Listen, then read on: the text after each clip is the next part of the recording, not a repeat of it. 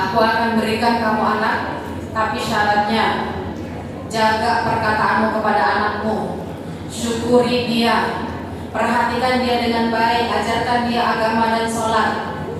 Kalau kamu menerima, besok kamu hamil. Bersedia? Udah 10 tahun ibu gak punya anak, ibu bersedia atau bersedia banget? Bersedia banget.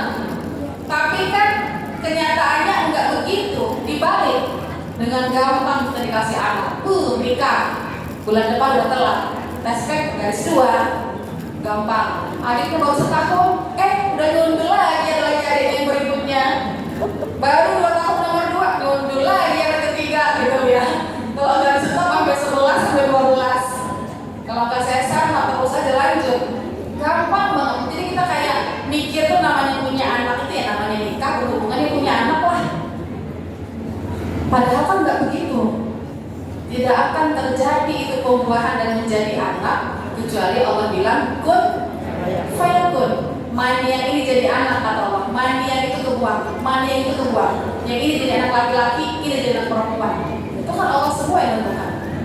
Bayangin Bu ya, 8 miliar manusia itu Allah tahu semua loh itu kesuburannya, proses pembuahannya Allah tahu semua.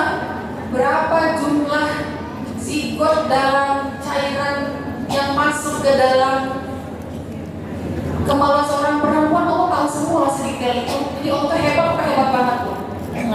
Hebat banget. Jangankan itu, di antara kita semua kan pakai kerudung, tapi Allah tahu masing-masing kita berapa jumlah rambut putih dan hitam di kepala kita. Allah tahu ustazah, kalau ustazah berapa, kalau ibu yang pakai jilbab ungu yang salimah berapa, yang sana berapa, Allah tahu Bu. Allah itu hebat banget? Hebat banget. Bayangin, kita merasa anak itu ya namanya nikah punya anak ya wajar. Kata siapa wajar? Kalau Allah nggak bilang kun, nggak ada namanya fayakun. Akhirnya lahirlah anak kita.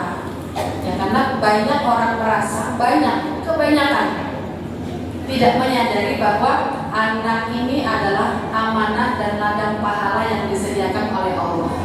Karena akadnya nggak seperti tadi. Saking baiknya Allah dikasih ajar, tinggal kita yang belajar. Jadi anak ini ladang pahala dan fasilitas dari Allah. Ada satu materi yang hampir saya ulang-ulang di majelis manapun itu. Mungkin saya ulangi lagi di sini. Kemarin waktu acara Salimah di Seberang sudah saya sampaikan juga.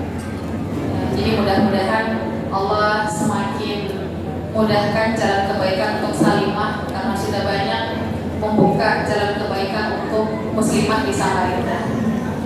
Dan mereka suka lama Bu ya, jadi gak ada gajinya. Salimah gak ada ya berita ya. Gak ada gajinya di Salimah, Masya Allah. Ini lillahi ta'ala aja. Lillahi ta'ala, lillahi rabbil alamin. Bu, jadi ini saya sampaikan karena ini konsep utama yang sebenarnya kita sebagai semua muslimah harus paham. Allah itu menghadirkan kita semua ke dunia ini random atau ada tujuannya? Ada tujuannya. Apa tujuan Allah menciptakan kita? Wa ma khalaqtul jinna wal insa illa liya'budun. Tidaklah aku ciptakan jin dan manusia kata Allah kecuali untuk beribadah kepadaku. Kita ini tidak random Bu, lahir dari rahim ibu kita tiba-tiba brojol jadi manusia. Anak-anak kita semua itu nggak random. Allah ciptakan untuk beribadah kepada Allah. Tapi kan Allah itu baik banget Bu. Sebenarnya kalau cuma untuk ibadah kita nggak usah dikasih ilmu banyak-banyak, cukup. Yang penting bisa sholat, puasa, bertauhid kepada Allah, zakat, haji kalau mampu. Itu kan gampang banget. Biar tinggal di padang pasir atau tinggal di hutan, rumah kita pakai daun pisang, bisa nggak Bu melakukan itu? Bisa.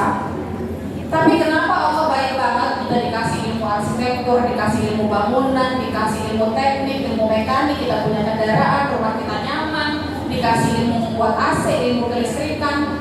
Itu semua adalah fasilitas dari Allah supaya kita beribadah di dunia ini tidak membosankan. Andaikan itu semua nggak ada Bu, hari ini kita pengajian dengan Bunda Dewi mungkin di hutan, anggapnya adalah daun-daun gitu kan. Ibu juga semuanya daun selembar di sini, selembar di sini, daun pisang lagi. Andai Allah nggak ngasih ilmu tekstil, ilmu perkapasan membuat pakaian, nggak ada semuanya ini, nggak ada. Ini kan semua ada karena Allah kasih ilmu manusia terdahulu untuk buat pakaian. Mungkin ada yang pakai kerudung daun jati, gitu ya. Mungkin ada yang pakai kerudung daun apa lagi? Daun apa bisa buat gede gitu ya Bu ya? Ya mungkin daun pisang lah paling viral. Berarti paling mahal mungkin daun pisang. Andai kan nggak ada ilmu semua ini, yang paling banyak ditanam daun pisang. Itu kan juga lama. Berarti kita nggak mungkin punya koleksi baju Bu. Kayak apa daun pisang bertahan lama? Paling dipakai 3 hari, beli daun pisang lagi. Nah, beli daun pisang dulu. Nah, mau pakai cian nggak ada lagi baju mama. Itu kalau Allah nggak kasih ilmu begini Bu, semua ilmu ini begitulah hidup kita. Tapi Allah baik.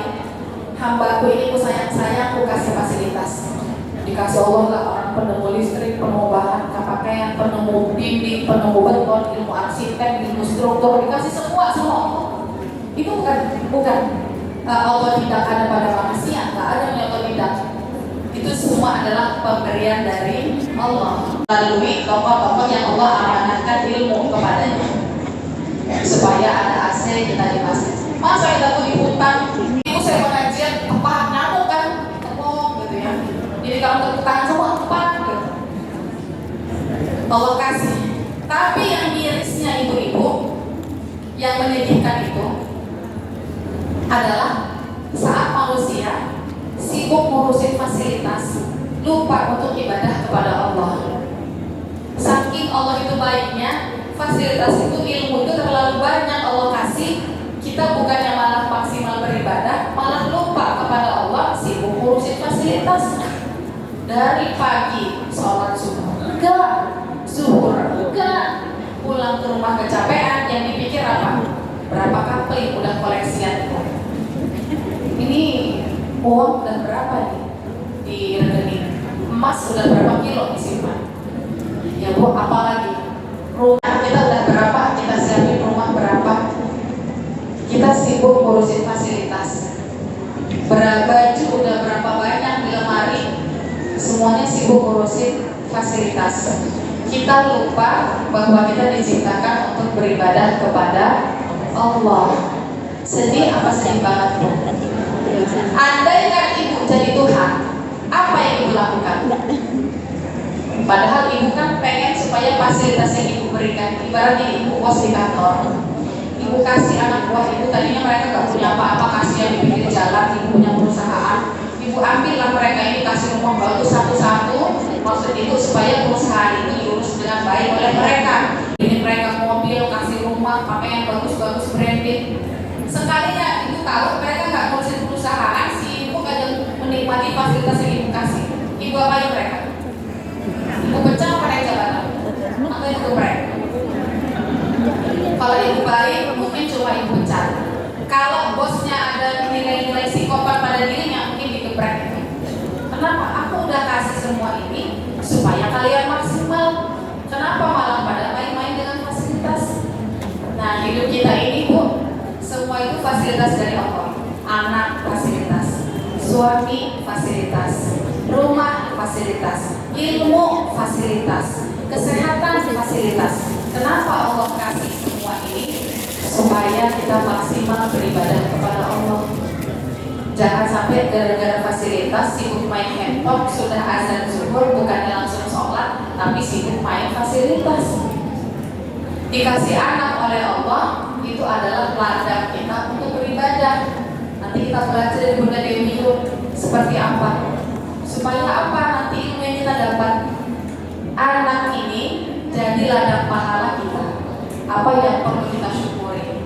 Mungkin kalau kita melihat anak orang lain, kita akhirnya malu, ya Allah, ternyata ada orang yang ujian anaknya jauh lebih besar dari ujianku, tapi dia lebih pintar bersyukur dari aku, ya Allah. Anakku yang cuma begini ujiannya aja aku udah sering ngeluh, ada orang yang lebih sakit ujiannya tapi masih pintar bersyukur. Jadi dikasih anak itu gimana pun tipe anak kita, itu adalah fasilitas untuk beribadah. Ya fasilitas kita sebagai orang tua beribadah. Jadi jangan sibuk kita punya harta dikumpul terus, orang tua sakit nggak peduli,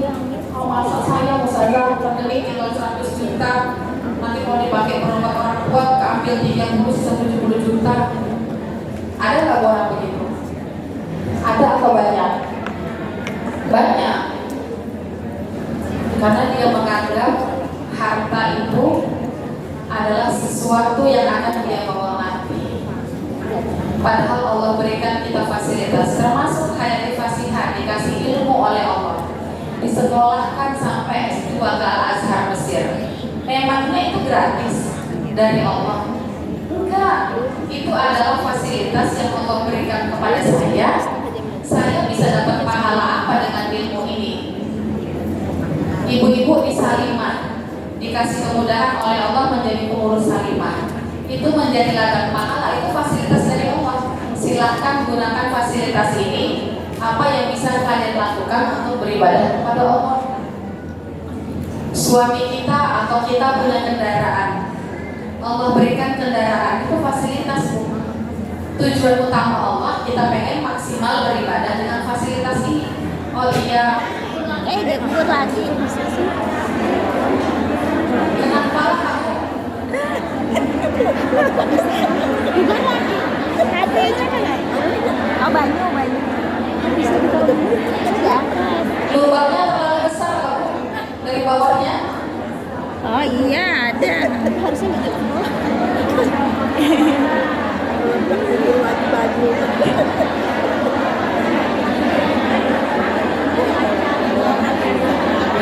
Ibadah, baju, kendaraan, rumah, suami, anak, ilmu, jabatan, harta, itu semua fasilitas. Dan kita ini gak akan pernah akan dihisab oleh Allah dengan fasilitas yang Allah gak pernah berikan. Gak akan ada pertanyaan, gak akan ada hisabnya.